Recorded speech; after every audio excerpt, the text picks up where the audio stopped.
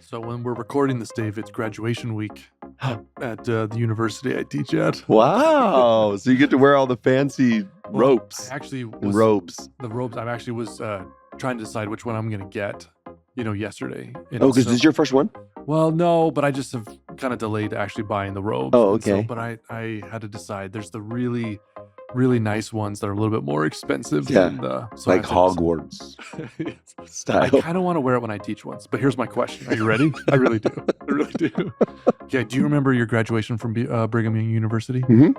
What was it like? Well, I just remember it happening, Okay. but I don't remember anything else. All right, moving on. Let's get started with the talk. Wait, why? Oh, I don't know. I just don't know if you remembered it. You had fond memories of it. Do you remember who spoke at it? Mm-mm. No, Okay. I do not. Elder Holland spoke when I graduated. Oh, that's why you remember. Well, Come on. He's awesome. Right? Yeah. Come on. Yeah, that was my BYU graduation. But Welcome to Revival, a good news brand podcast. I'm Stephan Taeger. And I'm Dave Butler. Here we focus on the good news. 3 headlines each about the thrill of being a person of faith. We are so glad you're here. Yeehaw! Okay, y'all. The talk of today is going to be Elder Patrick Kearon.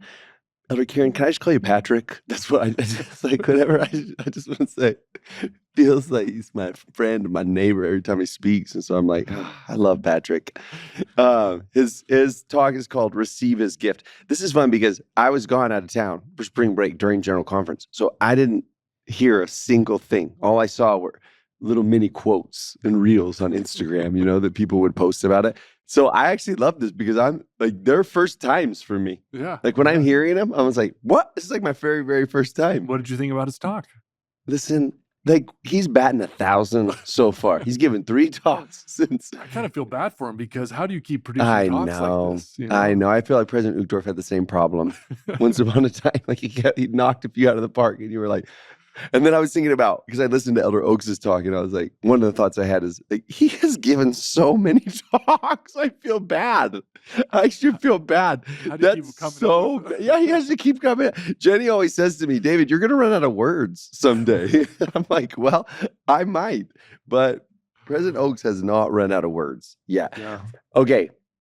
This is why I already loved Elder Patrick Kearon so much. I already loved him. Yeah. Then he refers to Chitty Chitty Bang Bang in the talk. And that movie is the sponsor of this episode. All right. Stephan likes to think that these are fake sponsors, but this one's real. Okay. Chitty Chitty Bang Bang, the film, is the sponsor of today's episode. When was the last time you've seen it? I cannot recall, but I made Jenny watch it right when we got married. That might be the last time that I saw it. It took us 4 nights because we kept falling asleep. And I was insistent that she experience this movie from my childhood. Dick Van Dyke, Is it him? I think. I'm not really good at I'm pretty sure. Okay. I'm 82% sure Okay. that it's him. And then some lady. And I always skip her song when she's on the swing. So if you watch the movie, when she gets on the swing and starts to sing in her garden, you can skip that song. And the one where he sings in the cave, Hushabye Mountain, you can skip that song also. But everything else in that movie that's classic. That's a classic film. It's probably, I can't remember it very it's probably well. terrible, but it is like not good at all. But chitty bang bang, chitty chitty bang bang. I mean, you don't it floats, it flies, Our Are they an English family? Are fine they four-fendered friend. Yes. Are they? Okay. Yeah. All right, makes sense. It's great. That's a Okay. great film. The Man. breakfast machine they make at the beginning. It's good quality cinema. That's what I'm trying to say. It's a sponsor.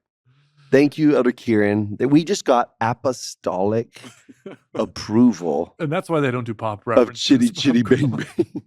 Because now everyone thinks I it's can't- canonized. I can't wait to show Jenny because she hates Chitty Chitty Bang Bang. Not hates it, but like does not like it. And I can't wait to. I was like, "What are you going? Did you sustain him in conference?" I'm so excited about it. Okay, Okay. ready for the headlines? I am. Okay. I didn't even pick Chitty Chitty Bang Bang as one of my headlines, but I wanted to so bad, just so Jenny would hear it on the podcast. All right. The name of his talk is Receive His Gift, given in the April 2025 conference, in case you wanted to know that, Dave. I did. And this is what he says. Elder Kearon, to receive is to appreciate and connect with both the gift and the heart of the giver in a way that strengthens the bonds between the giver and receiver. So here is the good news. That was the headline. That was great. I Thank was you. just thinking So how here- great that was. So here's the headline. Everything that we do in the church, everything we do in the gospel, covenants, prayers, scripture, temple, sacrament, all of that has a relational element to it. Mm-hmm. And we can start to get much more out of that. I don't like that phrase as much. Those things become more meaningful to us when we realize how they That's a build- great substitute for that line. What's that? Get something out of it, Yeah. but rather it becomes more meaningful. I like that. yes, Yeah. It's when we think about it in relational terms, right? Mhm. And so, for example, prayer is how I talk with God, commune with Him. Scripture Mhm. study is how I listen to Him, right? And Mhm. get direction for my life, right? And also remember His goodness. The ordinances are how I make covenants with Him, right? Blessing other people through church service is how I serve Him. It's how I show love to Him. Yeah. Is by Yeah. blessing other people. Yeah. And so if there's anything that's sort of become stale in our discipleship, we can start to ask ourselves, how do we improve our relationship with God through this?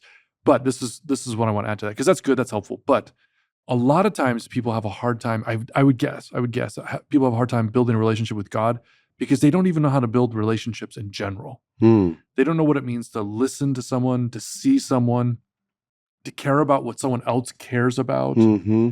and to let them become a priority in your life.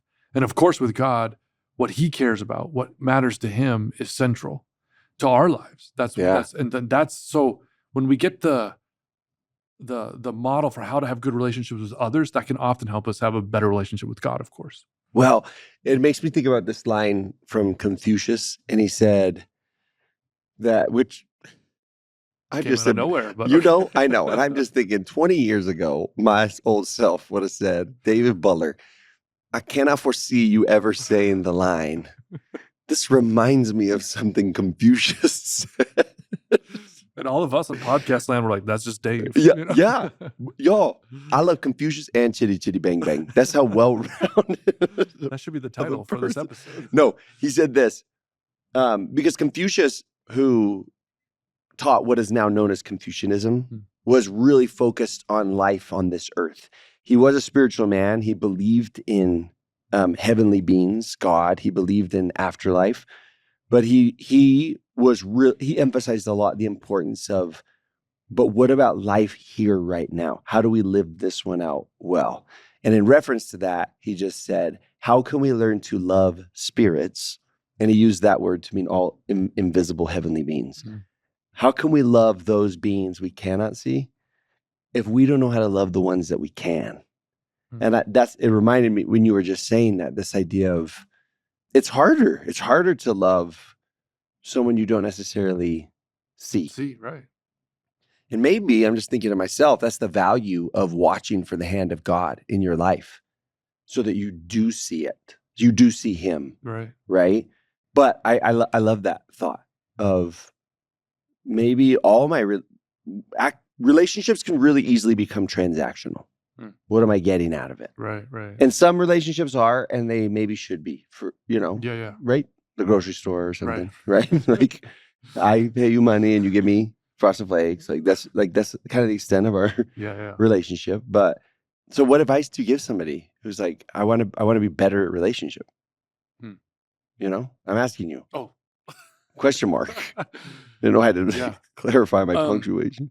Did I hear my inflection? Was that just kidding? I actually really love Stephen Covey's model on this, the relationship bank account. And he basically says, when you're making lots of deposits, I think we may have talked about this a long time ago on this show. But basically, if you're making lots of deposits in the relationship bank account, then, which sounds transactional, but stay with the metaphor. Okay, fine. He says that people feel free, they can be open, they can be honest, they can even make mistakes, and it's okay. He says if there's not a lot of deposits, then you start, things start to dry up and everyone's walking on eggshells, they can't be themselves. And so for Covey, the first thing... So investment in it, essentially. Right. Deposits would be like, I'm investing in the relationship. Time, sacrifice. Well, the first deposit, he says, is to care about what they care about. He says, when what they care about becomes as important to you as the person is important to you, that's like the most important deposit. Whoa, say that line again. So basically, he says, when what they care about is as important to you as they are as important to you. Ah. So, for example, if my son, wants to go play baseball in the backyard and throw, right, that sounds fine to me. That's great. But I care about him, and so I'm gonna make that Care about what he cares cares about. right? Yeah. I heard somebody say this one time, could have been you, Stephan, that the idea of what's the will of God, the will of the Father, the will of the Son, we use that phrase. Yeah. And they reframed it for me in like a marriage context where they were just like, don't you want to know what your wife loves? Like, what's her favorite flower? You would want to find that out because you're like, oh, I want to do the things that are most pleasing to your heart. Right. And the things that are pleasing to my heart are not as pleasing to, Right. Jenny's heart. And so there is this, yearning in us to discover in our spouse, if we're married, or our kids, if we have them, I wonder what you would love. Because I want to give you what you would love. Right. This lady gave us this vase for our wedding. It's a really nice vase. It's a really nice vase. But she said to us at our wedding reception, I didn't like anything on your registry.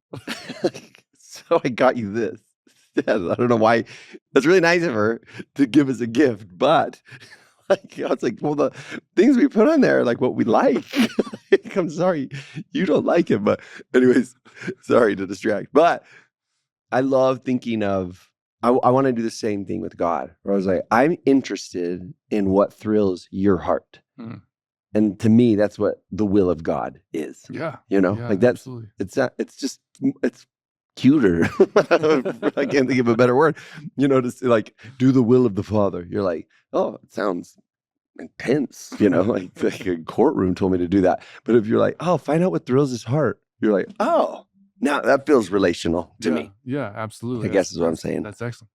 Okay, ready for my number 3? I'm ready. I didn't even number them, so I don't know. Okay, I have to go. How come there are hearts on your notes? Those are things I really loved.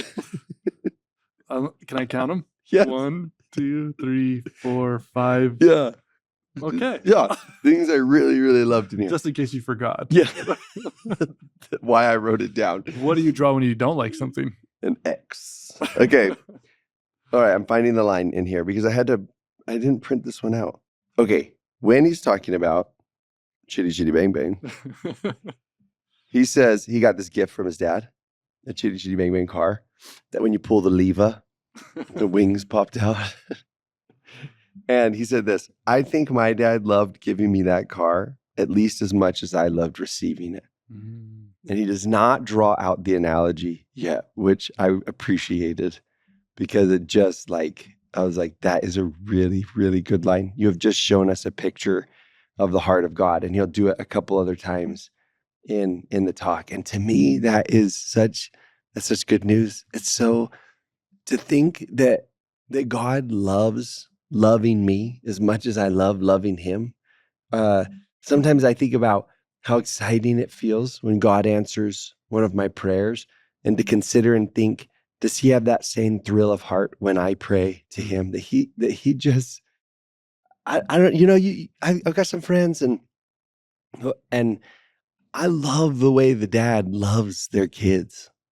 I love watching it. Makes me want to love mine more. I mean, I love mine to death, but I just love watching that. And I just picturing God in heaven, just delighting over his children, that it's not a business that he's running. It's a family. Yeah. And he's like, I love this. I love gifting things to you. I'm a gift giver. And you're really good at it. I like giving gifts. Jenny has a hard time receiving gifts, and so she always feels like, stop, you're over spoiling me. Like it makes me uncomfortable, and it's funny because I love it. Yeah. Like I genuinely love doing it, and I like thinking that that's how God is too. Yeah. That's It's awesome. words he uses. He yearns, his generous heart longs for each of his, I love that. Can I give you a pro tip? Is pro tip the right word for this? I don't know. What are you a pro at? Yes. So, It's a marriage tip? What is this? no, and when it comes to service, I think, not that I'm a pro at that, okay, but what I would say is if you want to make it more enjoyable, and not drudgery to help someone. Bring your creativity and your individuality, your own gifts into the picture. You know, President Eyring gave a great talk called Help Them Aim High. And he says what a leader does is they help the people they lead to identify the gifts they have for the service of other people. Wow. It's one of my all-time favorites, that talk. Listen, and that just made me think, So when we find ways to just like make it enjoyable, make it fun, make it something you can delight in when you help people and serve people. And that can't become selfish, of course, right? But people actually don't want to receive service if they feel like it's drudgery. Yeah. Right? Yeah. It's not service anymore. Yeah. Right. Which is, I'm now loving thinking about God just use it. Christmas is my like jam, you know? And so like I already have lists on my phone for Christmas. Wow. And when I see something, I'm like, oh, that's awesome. They're going to love this, or they're going to love, like, I genuinely love it. But I think I got that from God because I think he lives in that same kind of excitement. Like, I cannot wait for them to get this gift. I cannot wait for that date on the calendar for them because I'm about to knock their socks off with this really, really cool thing, you know? One time I thought maybe God gets bored in heaven. You know, what's he do all the time? You know? Right. Is sort of, you know, I don't know if that's blasphemous, but I was like, is he bored ever? You know? And then soon after like having that thought, I was an answer to somebody's prayer in a way that was like wildly coincidental, but we call them tender mercies now, you know, but just like this, like, and I loved it so much. And it made me realize like, oh my gosh, if that's what God does all day, orchestrates and prepares ways to surprise and thrill his kids, he never gets bored. Anyways, don't you think that's awesome for him to think about? He's like, I don't just give gifts out. He's like, I have innumerable gifts. There's a line in there. Sorry if you were going to use it. It's like, he has innumerable gifts. And I think that's because he has innumerable personalities of children. Right. And he's like, I don't just give a stock gift to all my kids. And that's what gives it life. That's what makes it come alive. Yeah. He's like, oh, I can't wait to give you this one. So cool, right? I mean, that's evidence in the creation. Right. Where he's like, you know, he says to the kangaroo, you're going to bounce. You know, he didn't give bouncing to, you know, the tigers or whatever. But I just like that he just gave all these different gifts. What other animals to bounce? The rabbits, frogs. Frogs leap. But you know what I'm saying? Okay, you won. Yeah. The kangaroo is like, you're gonna get a backpack put on your belly, like a little pocket for your babies. Like that's so cool. You're gonna punch. You can see in creation that he definitely loves variety. Yeah.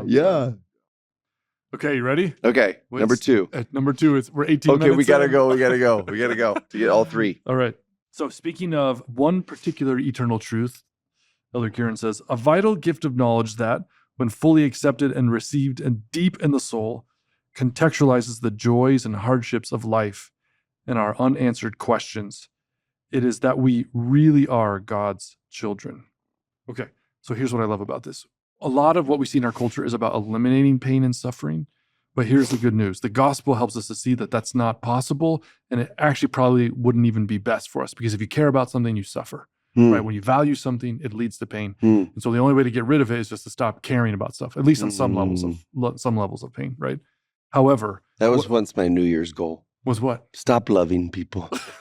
Because I was like, sometimes it's so hard to love people and it's hard, achy to love people. And then it didn't last very long. That's good. That's my goal one year. What's your goal for this year? Stop loving. Stop caring. Be more apathetic towards humanity in general. Okay, keep going. Sorry. So here's the good news. That gospel truth that we are God's children gives, in the words of Elder Kearon, contextualizes the joys and hardships of life. And so it's not about eliminating suffering and pain. It's about relating to it in the right way. We accept it. We're fully aware of it. We even like sort of make space for it. But we also keep in context that we're God's children. There is a plan for us. There is a purpose. And that won't eliminate pain, but it'll keep it in context. So awesome. Mine's kind of similar because he says this. He talks about kind of like understanding that truth for the very first time in his life. And then he says, I marvel at how earlier sorrow, pain, and grief could have been reframed, soothed and much of it overcome had I just known that. Hmm. And it's that word reframed is what caught me. And I think it's kind of what you were saying. Like, what was the word that he used? Like contextualizes, right? It's another like a synonym for that, right? I actually don't know if they're synonyms, but it feels like a synonym for it. But this idea of I could have handled life and the things that life threw at me so much better had I just known that one truth. Hmm. It says your whole paradigm shifts. Your whole everything is different.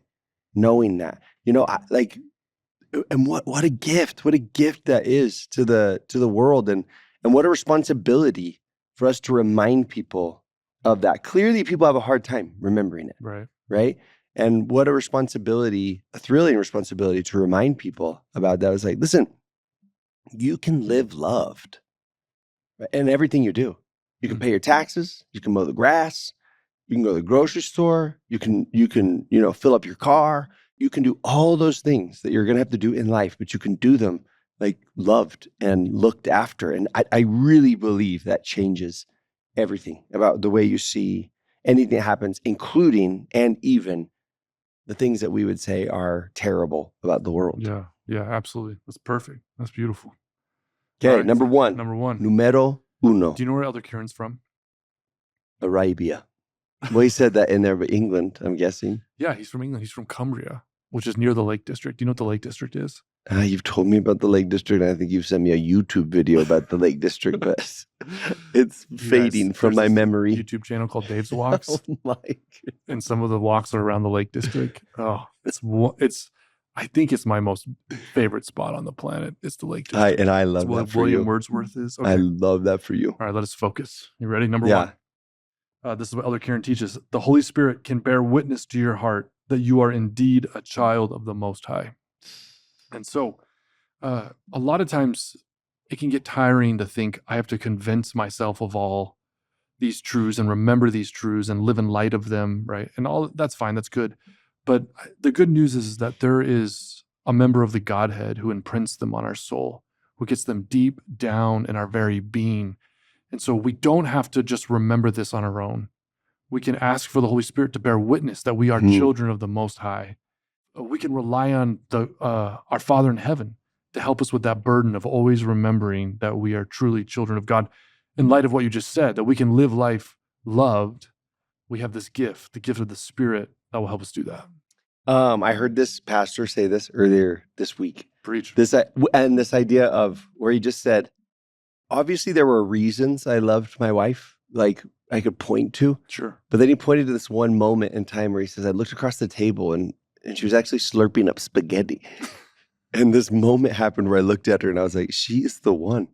And he was like, there was this magic to it that it was unexplainable, where I just felt it and knew it. And there was nothing scientific I could say about it. But he said this, you see, who we love and what we do and how we live, all of it comes not from reason alone, but from reason overlapping with beauty and something like a profound moment of clarity. There's just certain moments in our lives, and the soundtrack seems to kick in beneath the scene we're living in, when the facts of our lives are written into poetry, when we really see beyond the surface, down to the substance of things. Then we choose. That moment you talked about where the Spirit can just come in, feels like a moment like that when the soundtrack starts to play. And you're just like, yeah, I've known it, the fact of it, but now all of a sudden there was this magic to it that came alive. And my number one was actually... I love that quote. Yeah, it's so good, right? It's so good. It's got me in thought. It's so beautiful. And don't you love the way it starts? Like who we love and what we do and how we live. It doesn't come from reason alone. Yeah. It comes from that. It's overlapping with a beauty that you don't know where it's playing from. You know? I resonate with that quite a bit. Same. And I love this line where he says, it's this easy. Just let it in. Like, prepare a landing place for it. Start to believe it today. Just choose to believe it. But I love the simplicity of that so much. That love is big enough and strong enough and beautiful enough that it'll find its way to you. And I think God is insistent on us knowing it. And so if we just, it was like, just allow, will you just allow it? Some of us aren't good at getting gifts. We're not good at being loved. We're side huggers, you know? Emotional side Yeah, we're huggers. emotional side huggers. And the Lord's like, just Yeah. allow yourself to be loved. Just allow it, let it in. And I love the beauty of that. I love the simplicity of that. Such good news. It's such a good way to live. Yeah. That's revival. Yeah, baby. Okay, we'll see you next week. Man, I hope you feel thrilled and revived with the good news and the thrill of faith. If you want to find more, go to goodnewsbrandco.com. You can check out our Instagram, Good News Brand Co. We also have an app where we include all the podcasts and all the freebies and all the gives there. Just trying to fill your life with some good news. We'll see you next week.